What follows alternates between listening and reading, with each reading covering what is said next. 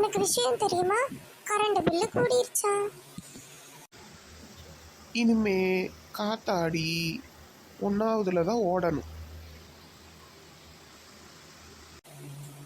ஆமா ஆமா, அதுக்கப்புறமா ஃப்ரிட்ஜ் இருக்கிறது கம்மியாக தான் வைக்கணும். இனிமே வாஷிங் மிஷின் போடக்கூடாது, கையிலேயே துவைச்சுக்கணும். இனிமே டிவி 1 மணி நேரம் தான் பார்க்கணும்.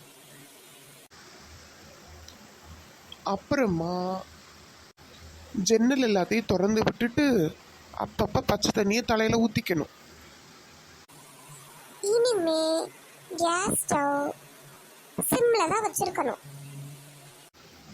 ஏப்பா, அது கேஸு, கரண்ட் கிடையாது. அதுக்குமா? ஆமல, கேஸ் அதுக்கும் போட்டால் போடுவாங்க. இண்டக்ஷன் ஸ்டவ் கம்மியாக தான் வைக்கணும். அப்புறமா இனிமே கொசுவெல்லாம் கையிலேயே அடிச்சு கொண்டுக்கங்க.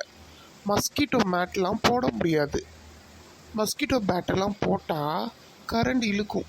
அதனால் ஒவ்வொரு கொசுவையும் கையிலேயே அடிச்சுக்க வேண்டியதான்.